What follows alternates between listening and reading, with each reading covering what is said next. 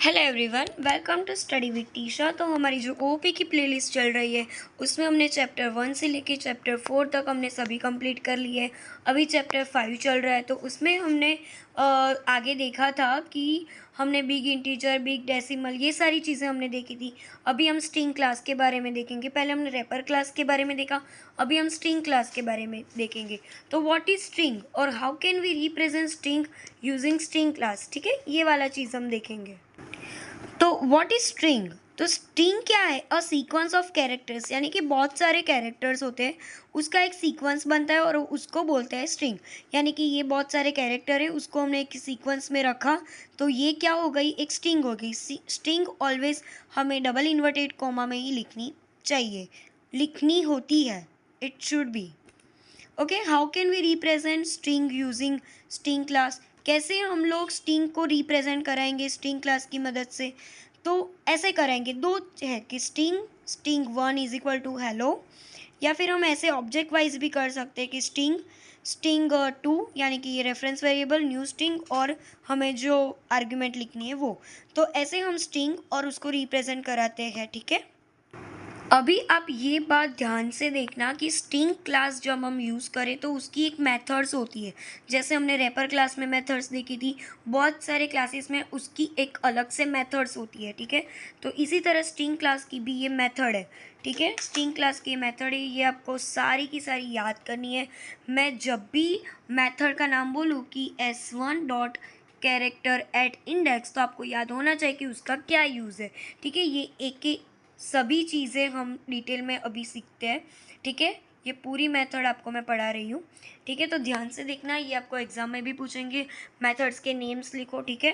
तो basic methods of string class की ये मेथड है। तो फर्स्ट क्या है? S1 यानी कि स्ट्रिंग 1, ये string dot character eight index. तो ये क्या बोल रहा है कि जब भी हम कोई इंडेक्स दे, यानी कि हमने 1 इंडेक्स दिया, तो 1 इंडेक्स पे कौन सा कैरेक्टर है स्ट्रिंग में, वो हमें देगा, ठीक है। तो कौन सी स्ट्रिंग, ये कहाँ से पता चलती है? कि इधर से, कि ये S1 वाली जो स्ट्रिंग है उसमें हमने 3 इंडेक्स डाला है, तो 3 इंडेक्स में कौन सा कैरेक्टर होगा ये हमें बताएगा।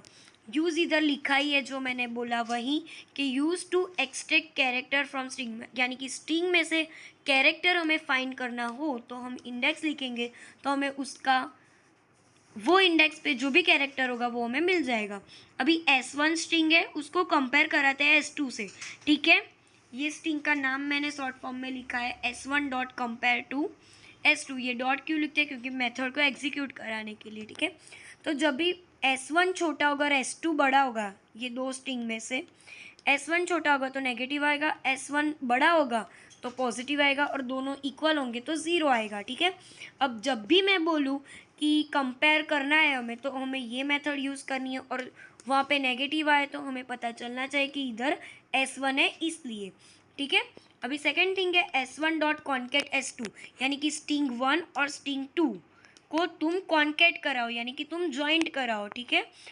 तो यही है, यानी कि मैंने S1 में शायद से लिखा हेलो और S2 में मैंने लिखा कि टीशा, तो वो दोनों अलग अलग स्ट्रिंग है, पर हम कॉन्केट करा दे तो वो जॉइंट हो जाएगी, लाइक हेलो टीशा हो जाएगा, ठीक है। तो उसका यूज़ है returns the concatenated string of S1 and S2। S1 और S2 की वैल्यू वो ज्वाइन करके हमें रिटर्न में देगा। अभी है S1 डॉट इक्वल्स S2, यानी कि S1 और S2 इक्वल है, जो इक्वल्स हो गए, ठीक है, तो वो रिटर्न में ट्रू बोलेंगे, ठीक है। और इधर क्या है? इक्वल इग्नोर केस S2, यानी कि स्ट्रिंग 1 और स्ट्रिंग 2 को तुम इक्वली कंपेयर कराओ और तुम केस को इग्नोर कर दो, यानी कि ये इक्वल और ये इक्वल में बहुत ही आसमान ज़मीन का फ़र्क है, ठीक है। ये बात आप समझ लो, क्योंकि इसमें केस इग्नोर करके हम इक्वालिटी चेक करते हैं, और इसमें केस भी हम देखते हैं कि ये इसका टाइप है तो सामने वाला का भी यही टाइप होना चाहिए, ठीक है। Checking equality by ignoring case of both string, ठीक है। अभी ये है कि हम कैरेक्टर देंगे और हमें इंडेक्स मिलेगा। सेम इट इज़ ऐसे, जिसमें इधर लिखा था ना कि ये कैरेक्टर था, कैरेक्टर हम देंगे तो इंडेक्स देगा, इसमें क्या था? इंडेक्स देंगे तो कैरेक्टर देगा हमको, ठीक है। Use to get index of first occurrence of the character in string. S1 dot length, यानी कि S1 स्ट्रिंग की हमें लेंथ पता चलेगी। वैल्यू ऑफ वेरिएबल, यानी कि ये जो वेरिएबल हमने दिया है उसका वैल्यू क्या है, ये हमें, तो ये आपको अच्छे से याद रखना है कि मेथड कौन सी है, कहाँ पे यूज़ होती है। आपको एग्जाम में पूछ सकते हैं कि स्ट्रिंग क्लास के बारे में लिखो, तो मैंने जो पढ़ा है व्हाट इज स्ट्रिंग, वो कैसे रिप्रेजेंट करते हैं, उसकी मेथड, और अभी हम देखेंगे उसका एग्जाम्पल। ठीक है, ये एग्जाम्पल बहुत ही सिंपल है। मैं ये बोलना चाहूँगी कि भाई तुम जितना बने उतना तुम प्रोग्रामिंग लिखो। क्यों? क्योंकि प्रोग्रामिंग जब भी लिखोगे तो वो लोग समझ जाएंगे कि हाँ उसको थियरी आती होगी तभी तो उसने प्रोग्रामिंग लिखी। तो प्रोग्रामिंग बहुत इजी होती है, तो वो आप जल्दी से कैचअप कर लोगे। ठीक है, तो हमने क्लास बनाया, क्लास का नेम रखा स्ट्रिंग डेमो। मेन मेथड को इनिशियलाइजेशन करने के लिए पब्लिक स्टैटिक वॉइड मेन लिखा। ठीक है, अभी हमने दो स्ट्रिंग बनाई, स्ट्रिंग S1 और स्ट्रिंग S2। स्ट्रिंग S1 में हमने न्यू स्ट्रिंग, ये हमने ऑब्जेक्ट बनाया स्ट्रिंग, ये रेफरेंस वेरिएबल S1। अभी मेरे को बोलने की ज़रूरत नहीं पड़नी चाहिए कि ऑब्जेक्ट कैसे बनाना है। ठीक है, आपको आना चाहिए। न्यू स्ट्रिंग और हेलो लिखा, और दूसरी स्ट्रिंग में मैंने हाई लिखा। ठीक है, और फिर system dot out println. अभी इक्वल्स, अभी आपको ये इक्वल्स देख के पता चल जाना चाहिए कि इक्वल्स में क्या होता है, क्योंकि मैंने मेथड में बताया था ये S1 और S2 को इक्वल करेंगे तो ये इक्वल है नहीं है। तो ये मैंने कमेंट करके आपको सिर्फ दिखाने के लिए मैंने आउटपुट लिखा कि इधर फॉल्स आएगा। फिर S1 लेंथ, लेंथ क्या है, तो S1 की बोला है, तो S1 की लेंथ क्या है, 1 2 3 4 5, तो 5 है। ठीक है, फिर कैरेक्टर एट 3 यानी कि वो इंडेक्स है 3, कौन से वाले स्ट्रिंग पे, तो S1 वाले स्ट्रिंग पे थर्ड इंडेक्स पे क्या है, तो L है, तो इधर L लिख दिया आउटपुट में। इंडेक्स ऑफ E स्ट्रिंग 1 में E की इंडेक्स क्या है, तो 1 है, तो 1 लिख दिया। ठीक है, तो ये आपको पता चल गया कि स्ट्रिंग क्लास क्या है, उसके एग्जाम्पल। ठीक है, अभी हम लोग मेन देखेंगे। अभी हम देखेंगे स्ट्रिंग बिल्डर और स्ट्रिंग बफर क्या होता है। ठीक है, ये बहुत ही इंपॉर्टेंट है, ये आपको एग्जाम में पूछते हैं, इसका डिफरेंस भी पूछते हैं, तो ये बहुत ही इंपॉर्टेंट होने वाला है। स्ट्रिंग बिल्डर इंट्रोडक्शन, तो ये क्या है, string builder class is use to create a string. String builder क्या करता है, एक स्ट्रिंग को क्रिएट करवाता है। वो स्ट्रिंग ऐसी होती है जो म्यूटेबल होती है। ठीक है, मतलब उसको मॉडिफाई कर सकते हैं। ठीक है, नॉर्मली स्ट्रिंग जो है वो म्यूटेबल मतलब अनम्यूटेबल होती है, लाइक उसको मॉडिफाई नहीं कर सकते। बट स्ट्रिंग बिल्डर क्लास में हम जब भी कोई स्ट्रिंग बनाए तो वो म्यूटेबल बनती है। ठीक है, तो स्ट्रिंग बिल्डर क्या है ये आपको पता चल गया होगा। अभी हम उसके कुछ कंस्ट्रक्टर देखेंगे, लाइक स्ट्रिंग बिल्डर और स्ट्रिंग उसमें हम दे तो आर्ग्यूमेंट में दे तो हमें चलेगा, बट ये स्ट्रिंग बिल्डर में ये क्या है, डिफ़ॉल्ट है।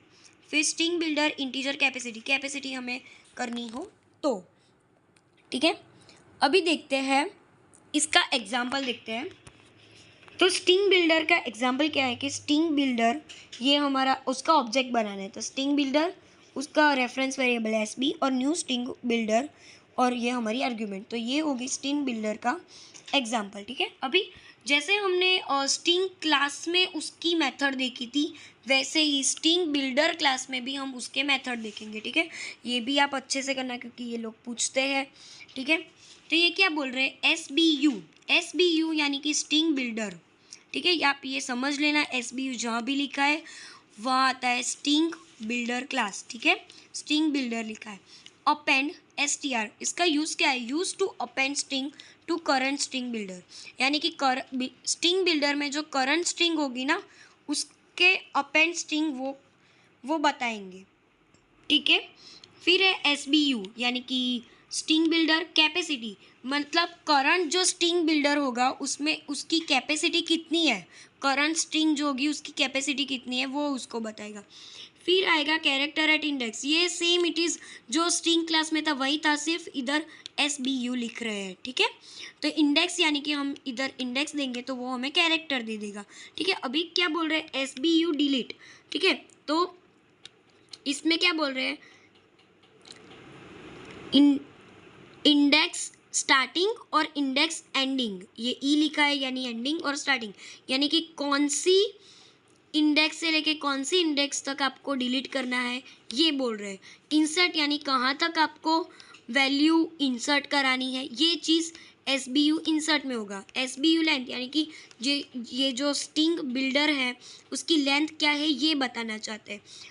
પછી SBU टू स्ट्रिंग यानी कि returns the string representation of the string builder, यानी स्ट्रिंग बिल्डर में जो भी स्ट्रिंग होगी उसको वो रिटर्न करा देगा, और रिवर्स यानी कि जो भी स्ट्रिंग होगी उसको वो रिवर्स में भेज देगा। ठीक है, तो ये हो गए हमारे बिल्डर के क्लास। ठीक है, इसी तरह आप ये बात समझ लेना कि जब भी मैं अभी ये स्ट्रिंग बिल्डर क्लास था, अभी मैं जो स्ट्रिंग बफर क्लास बोलूँ तो आप ये समझ जाना कि इधर सिर्फ यही चेंज होगा, SBU की जगह A आएगा।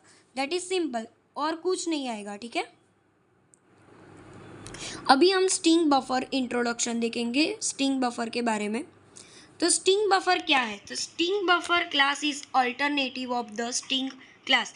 ये क्या है? स्ट्रिंग क्लास का एकदम ऑपोजिट है string buffer. It is more convenient to use string buffer class than string as it provides more functionality over string class.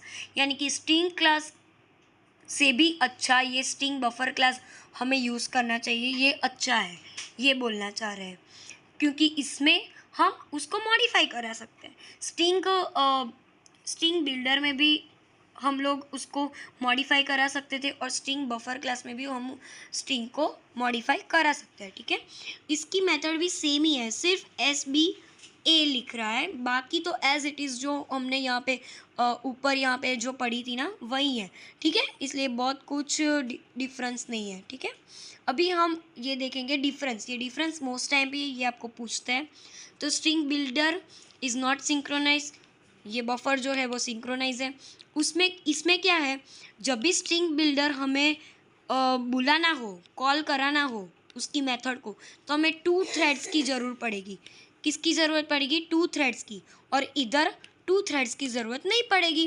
ठीक है, ये क्या है, अभी थ्रेड का यूज़ कर रहे हैं हम, थ्रेड का यूज़ कर रहे हैं तो ये नॉन थ्रेड सेफ है, क्योंकि वो थ्रेड से सेफ नहीं है। क्यों? क्योंकि इसमें तो हम थ्रेड का यूज़ कर रहे हैं इसलिए, और इसमें तो हम थ्रेड का यूज़ कर ही नहीं रहे, तो इसके लिए वो थ्रेड से क्या है, सेफ है।